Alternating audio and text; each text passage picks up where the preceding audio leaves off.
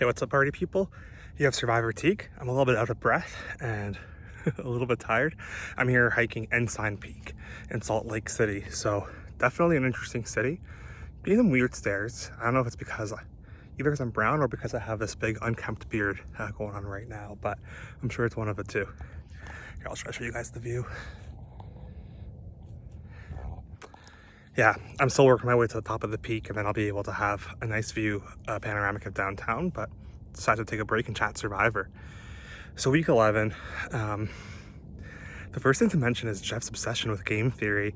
First we had the Hawk Duff prisoner's dilemma, even the bottle crush was a little bit of a trolley problem, and now we have literally the Monty Hall problem. So the do or die, which was a lot of the suspense of the episode, was based on Deshawn picking the right token. And so based on the Monty Hall problem, so Jeff, he knows which one it has the fire on it, so he has him pick one, then Jeff has the remaining two, and then one of them he shows as the skull, and he's always going to choose one that shows a skull. So ultimately what it comes down to is it's a 67% chance or 2/3 chance that he didn't pick the fire, and it's a 1/3 chance he did pick. So he always ought to have switched. But he didn't switch, and the 1/3 chance came true, and Deshawn was safe. And so let's chat a bit about how the dynamics worked. You had the alliance of 4 that formed from the previous episode, which was Xander, Ricard, Erica, and Heather, and then the minority alliance of 3, which Liana was right, cannibalized themselves. I know Deshawn and Danny wanted to get rid of Shan and they didn't trust her, but it really didn't make sense at this point of the game to do that. Erica was a sitting duck. They could have gotten Erica out. Then they would have had the numbers, and then Danny and Deshawn could have used the minority numbers to then flip on Shan and Liana later on. Likely after getting rid of Ricard and or Xander, so then they can try to bring Heather as their third to final tribal council. So I don't know why they didn't do that. I think it was a game-ending decision for both of them. So it ended up being in a situation where really Deshawn did what he did to be able to survive, because through the do or die he was able to gain safety. Danny won immunity, and we got some awesome content from Danny about his dad and his struggles with dad and how much this immunity meant to him, so kudos to Danny. So then the majority lines was simple. It's like, well, we would have loved to get rid of Deshawn. They didn't say it, but they probably would have loved to get rid of Danny. But just to make sure that a final 3, if Danny, Deshawn, and Liana doesn't come to fruition, I think they made the right move. Instead of taking out one of their own, such as Ricard or Erica, and being in a 3-3 deadlock,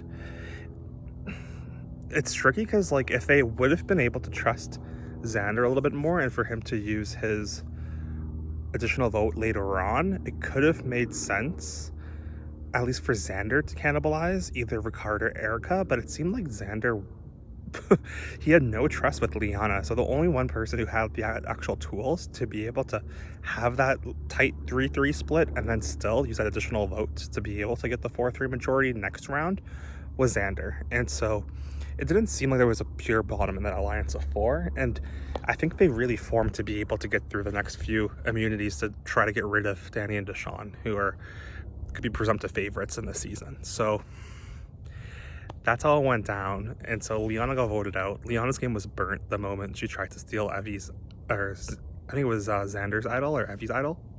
Xander's idol, which I thought Evie had. She killed her connections, and she voted out her connections on her original tribe. She obviously didn't have that good of a bond with Danny and Deshawn.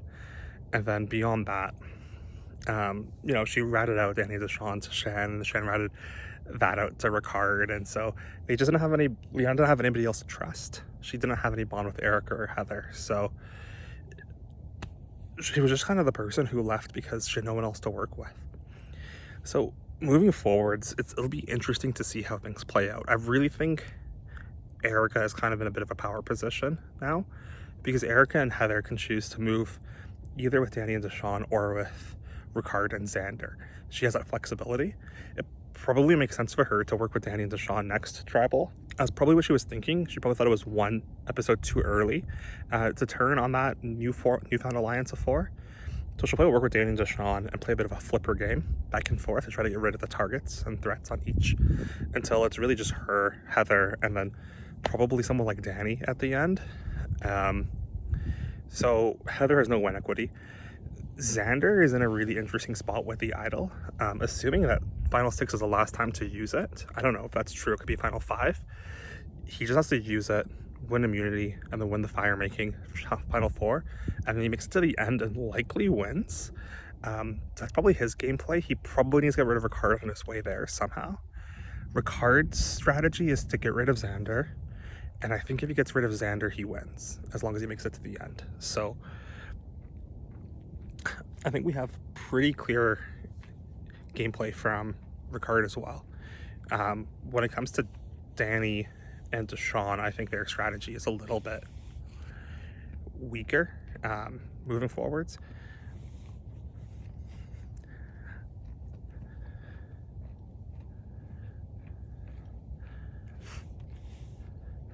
I think it's going to be tough for them to be able to find a route to the finals overall. And I think with their turn on Shan, I think it's going to be hard for them to get votes at the end as well.